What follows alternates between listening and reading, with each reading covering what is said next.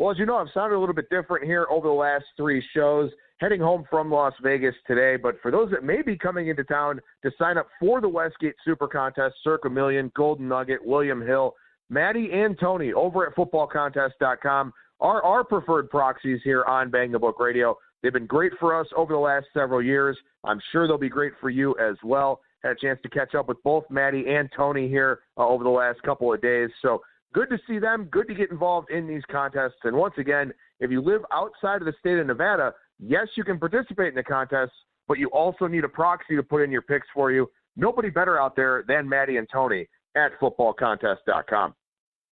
We got one more guest here for this Wednesday edition of Bang the Book Radio. That is VSIN host Wes Reynolds, whose work you can find on Twitter at Wes Reynolds and the number 1. Wes, how's it going today, man? Hey, Adam. How are you, sir? Doing very well, buddy. Appreciate your time as always, man. And look, your hometown team, you know, some pretty big news about them over the weekend with Andrew Luck announcing his retirement. What's your take on the whole situation?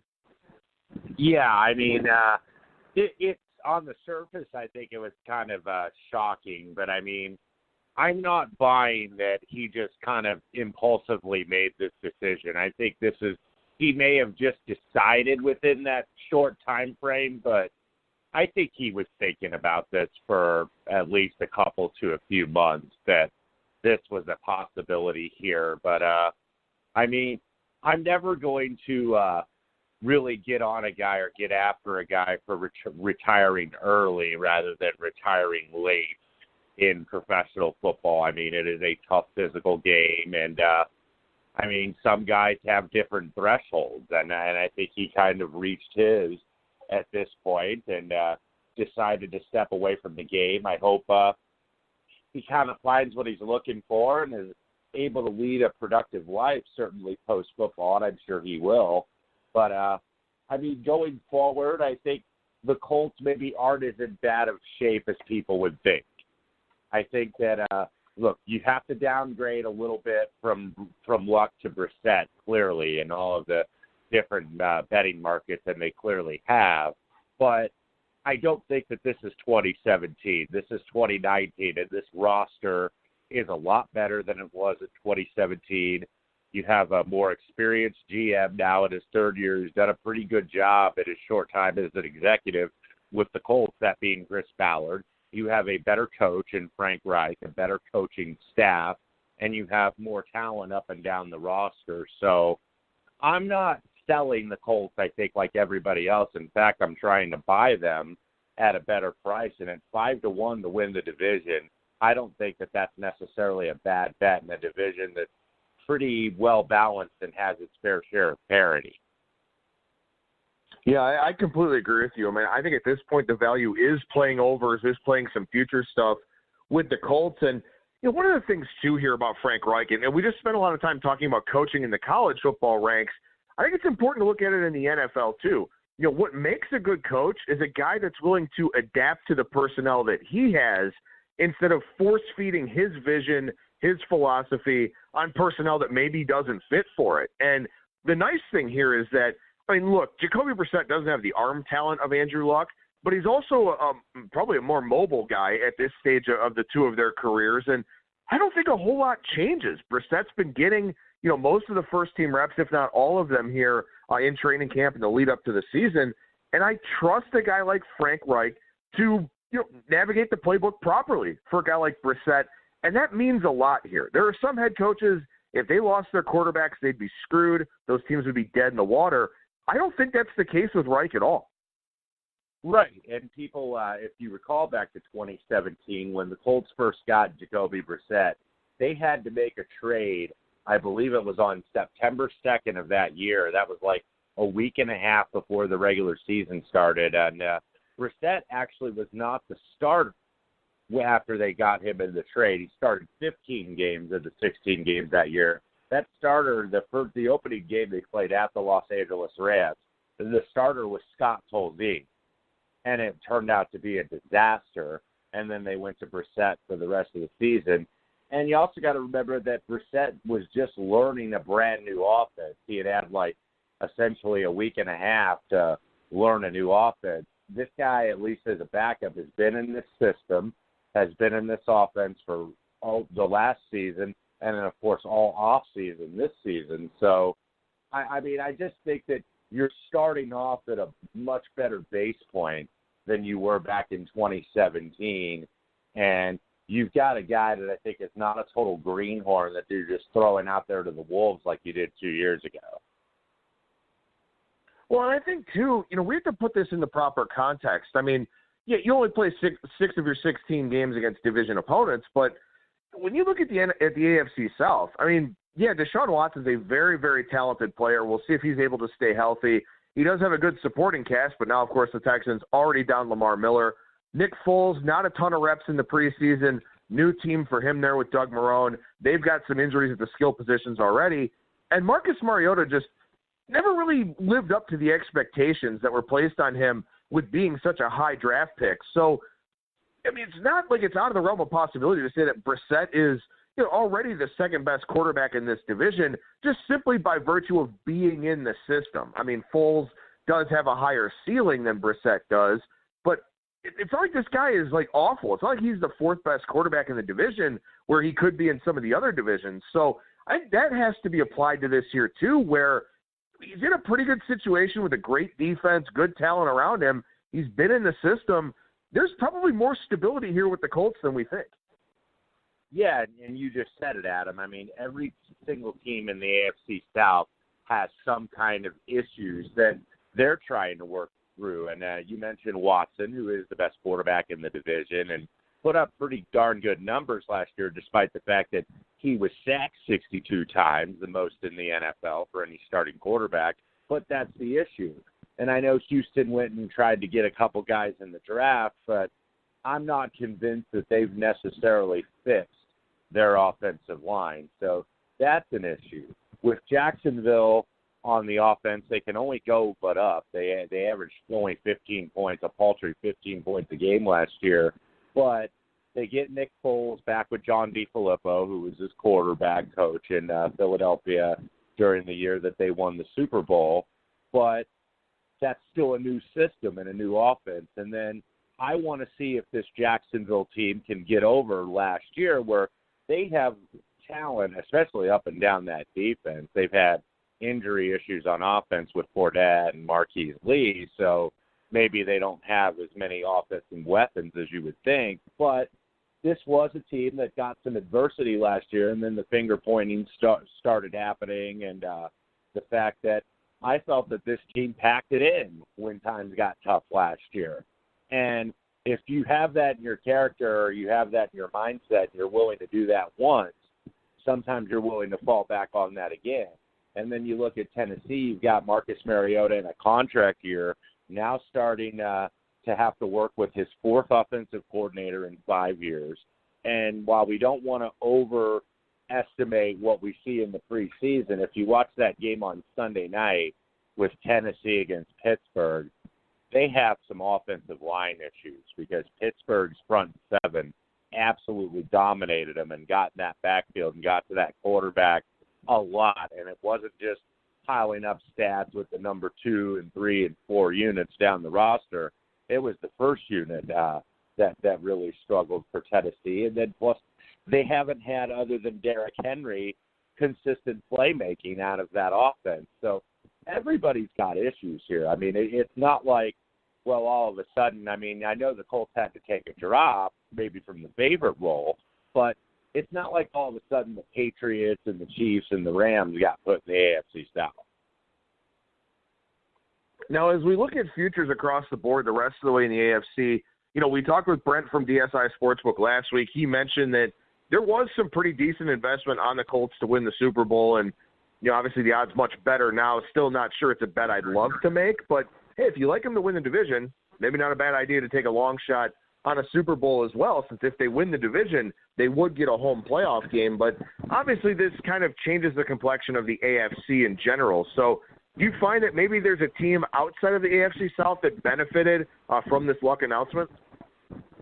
Yeah, I mean, I know that they cut the odds on the favorites, which I expected that they were going to do.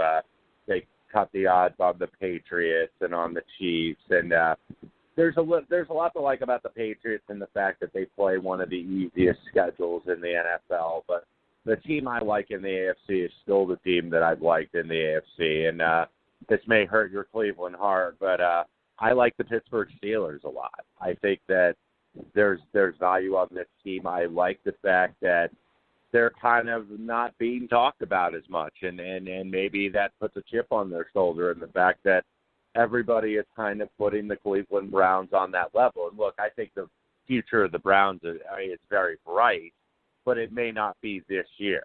It may be a year or two down the line where it's really bright, where you're really saying, yeah, this is a team they can go to and win the Super Bowl. It hasn't been proven yet. You've got not only a new head coach, but new offensive coordinators and new defensive coordinators across the board.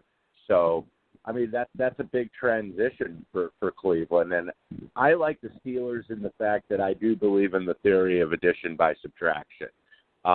Losing AB and losing Le'Veon Bell are two very talented players. But James Conner proved that he could do the job last year in place of Le'Veon Bell and did it all last year. Juju Smith-Schuster, I think, is ready to be a number one receiver. That team has some good talent, some good depth at wide receiver, a very good offensive line, a really good pass rush on defense. Kind of getting back to what we know the Pittsburgh Steelers to be, and getting back to Pittsburgh Steeler football, which is kind of the knock you on your asses, get to your quarterback, be physical. And I think with removing a couple egos and removing a couple forces of drama from that team allows maybe Mike Tomlin, who I think the last couple of years has not done a very good job leading and controlling this team, but it allows him to get control of his team, or at least the opportunity to do so, by eliminating those guys and focusing on what they have. And look, Ben Roethlisberger had the most attempts in the league last year, and they said some offensive records really for the franchise. I don't think offense was a real problem. I think maybe some youth on defense and the injuries were a problem, and then all the distractions surrounding the team. The Steelers are the team that I think people are sleeping on, definitely in the AFC. Yeah, I agree. I mean, they may take my Cleveland card away from me, but, man, Pittsburgh, to me, is the team I like in the AFC North, a team I would consider from a future standpoint for the Super Bowl. And look, I mean, it was partially the sacks. It was partially the pass rush. They were tied for the league lead in sacks, but still they had the fifth best yards per play against last year on defense, and they're able to make those third and longs. They're able to get those, those big negative plays on defense, and that's a very important thing in today's NFL. So I think Pittsburgh does have a lot of positive attributes on defense, and certainly still some good personnel on offense. But speaking of Pittsburgh, they're a 3.5, 4-point favorite here this week against Carolina. We've got week 4 of the preseason. Everybody plays on Thursday night. Any week 4 thoughts, betting angles, philosophies that you have, Wes, that may get you some skin in the game here tomorrow night? Yeah, this is really a week where you've got to do a lot of reading, because the preseason, I think the angles are there and the angles are legitimate where you can really make money. I was at a seminar last night, actually, over at the Sunset Station book out near Henderson that your friend and mine, Brian Blessing, was one of the MCs of, and there was a gentleman on the panel, Bruce Marshall, who, of course, people know is the publisher and writer and editor for the Gold Sheet publication, and he brought up that very point in terms of you have to treat the preseason really as an entirely different season than the NFL. Yeah, this isn't going to matter in your handicapping going forward, probably in the regular season.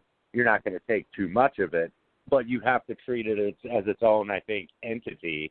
And there is value to be had. And one thing that he mentioned that I bet, and I usually don't bet a ton of week 4 preseason just because, look, none of the starters really are playing, or very few of them. And even in week 3, which everybody used to call the dress rehearsal week, you saw, I think, the least amount of reps for first-team quarterbacks and first-team offenses that you ever had before, simply because they have these organized practices now in training camp. And they've had them in the past, but they're using them even more in the fact that you get another team to come in for basically a full week before that second preseason game. So you kind of see what you see in these practices where you don't necessarily have to put first-team guys out there to get a bunch of reps or play them into the third quarter in that third preseason game. So it's been a little bit of a different adjustment from that standpoint. But one situation, I guess, tomorrow, Buffalo looks like they're going to play Tyree Jackson for almost the whole game tomorrow. And you've seen a little bit of movement already. But, the Minnesota Vikings is a team I would go with. I mean, certain teams in the preseason just get it done, and certain coaches really try to win this game. And just to list a few of them, Minnesota with Mike Zimmer, they really try to win these games. Seattle with Pete Carroll, he usually tries to win these games. Obviously, the big one being John Harbaugh, and you look at that line, and that line's got all the way up to 6. I think open 3.5 or 4 some places. But, the word is out on the fact that John Harbaugh, they have this incredible streak in the preseason. And then, on the contrary, the word is out on Dan Quinn in Atlanta that they're terrible in the preseason, and they don't hardly ever cover a game. Jacksonville, who has not been good so far in the preseason, actually taking money against the Falcons. So, I mean, that's kind of what you play against. And then one that I noticed was Indianapolis at Cincinnati. That total has gone down to 33.5. And look, the totals are going to be lower this week because you're getting a lot more second-unit guys playing in these games. But that total, it's like it's been adjusted with Andrew Luck, who wouldn't have played anyway in a preseason game.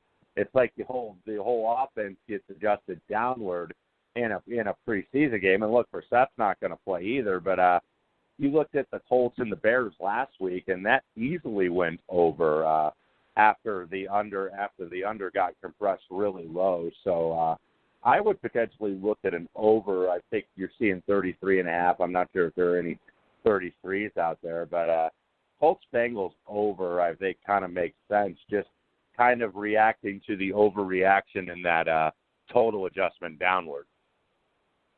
Well, and that's one, too. I mean, look, we know Jacoby Brissett's the starter. We know he's not going to play, but now you're kind of looking at that backup role. And if you're Frank Reich, that means reps. That means the 2 and 3 guys playing, dropping back, throwing the ball around. And for Cincinnati, with a guy like Zach Taylor, he's a quarterback guy at his core.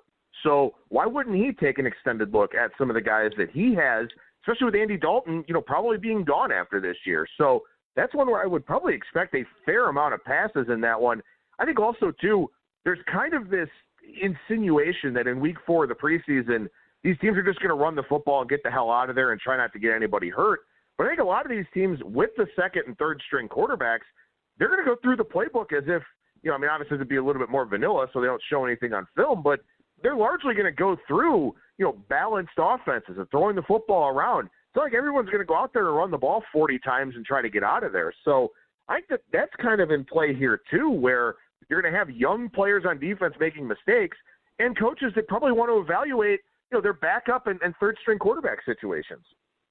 Exactly, and it's the same way going through just the preseason in general, where it's like, oh, well, the scoring is going to be lower because we got second and third-string offenses. You've also got second and third-string defensive players who are going to make mistakes. You've got second and third-string offensive linemen who are going to maybe miss blocks, miss assignments, and get beat. But what that allows, especially if you're a team that, and we've talked about this before, if you're a team that has a mobile quarterback that can make plays out of the pocket, and the Colts actually, a perfect example with Chad Kelly, who has been pretty darn productive here in the preseason, threw a pick 6 last week that really wasn't his fault. It was kind of the receiver running a wrong route. But, guys that are going to get out of the pocket and be able to break some of these long runs and be able to make plays, and that's what you look at, and that leads to kind of to more overs where guys got to go back to their college instincts and not just stay and be a pocket passer where it's almost a little bit of a spread offense where they got to get out in space. So that's what you see here, and that's why I think sometimes these totals get declined, I guess, a little bit lower and maybe even too low in many cases. So I want to transition over to college football to finish out the segment here for a few minutes. I know that you used to be a very high-volume guy, posting a lot of stuff on Twitter, now wearing a couple of different hats over at VSIN and, being out here in town and everything. I imagine your volume has been cut a decent amount here, but I want to ask you about these non-conference games in college football. I had this discussion a little bit to a degree with Brian in the previous segment. I could see both schools of thought. I could see the big favorite in the first half wants to get out there, get the big lead, put it in cruise control, worry about next week. I could also see it may take time for the better team to be the better team, but over 60 minutes, over an increased sample size of plays, they should be the better team on each individual play, which therefore leads to the opportunity of covering these big numbers. So there have to be derivative opportunities available in these non-conference games with the big spreads, right? Right, and I mean, what I look at in terms of my volume going down lower, especially my pregame position and pre-flop positions, I think have gone down a little bit more. A couple reasons I will say that for Week 1 college football. Not that I won't have quite a few plays, but it won't be like insanity. One of the reasons is because, look, these lines have been out 6 to 8 weeks. A lot of these numbers have really moved. So you don't want to get into the portion where you only have like a usual 5 or 6 days for a college football market to change and mature or what have you, and you can still get some decent numbers even if you miss the first number. It's very hard to do that here in the first week. So that's where a lot of this live betting and in-game wagering is really going to come into play, where you make notes of, hey, here's what I like, but I missed this number, but maybe I can get this number or better if my read is right and I've done my homework and my research is right, that I can get the number I want. So that's something I'm going to use not only every week, but especially Week 1 here. You want to use that. But yeah, I do think the derivatives, when you look at some of these big favorites, because I think the temptation is to lay all these big favorites, but in a full game, it's kind of hard to do, and these are some big numbers to cover. I mean, I'll just use an example, and this isn't a game I've bet or played yet, but Georgia Tech Clemson tomorrow. Clemson 37 points. I have no idea what Georgia Tech is going to look like because they have a new coach with Jeff Collins coming from Temple. They have a totally new offense. The triple option in Paul Johnson is gone. So you want to see how this team is going to look a little bit. So on the surface, yeah, can Clemson name the score here? Sure. But Clemson also first game at home after being an undefeated national champion. I don't know what ceremonies are planned officially, but that's that old quote-unquote ring and banner night thing where you get a team and they're home and they're happy, and sometimes they'll give a little bit of a flat performance.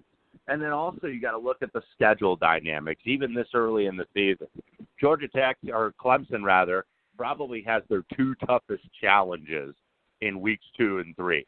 They get a Texas A&M team coming in that's probably going to be in the top 10, that gave them all they wanted last year at College Station, and Clemson got out of there with a 2-point win. And then Clemson's got to go to Syracuse, who probably, if there's a team that I guess had Clemson's number, it's really Syracuse, who beat them 2 years ago when they were number 2 in the country, Clemson being.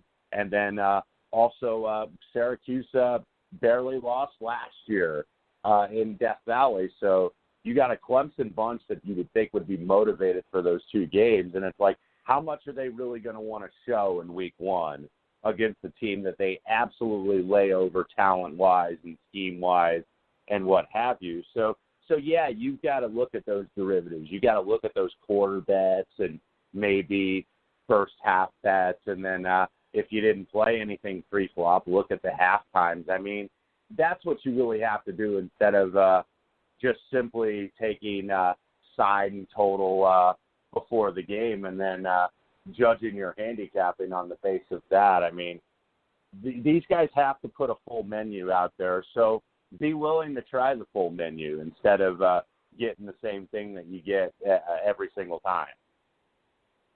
Well, and one last other quick point here regarding live betting opportunities. I mean, look, here in these games, first of all, we haven't seen any of these teams at all unless you've watched spring games or something like that, and things would have changed over the last 4 months. But also, you may get an underdog that has a gadget play that goes for 75 yards for a touchdown. Or you may have, that favorite run the kickback. We don't even get to see their offense, but they're up 7-0 because they house the opening kickoff.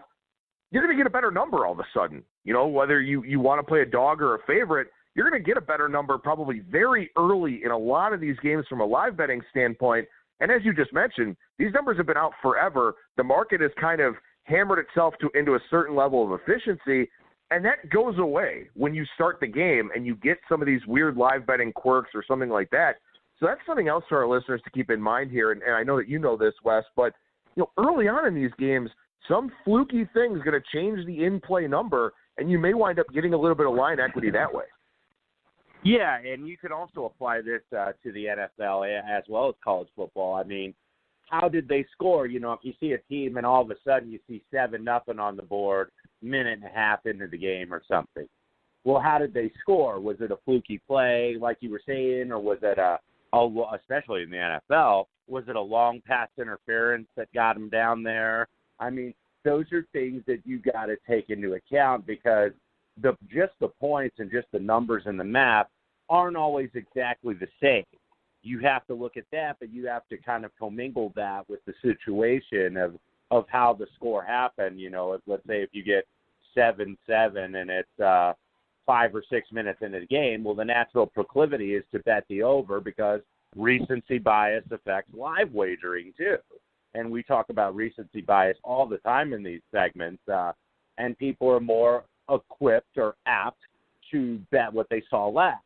So what you want to do is got to take that into account and be willing. I think in live betting, and I was talking to a couple guys this week on VSIN about this.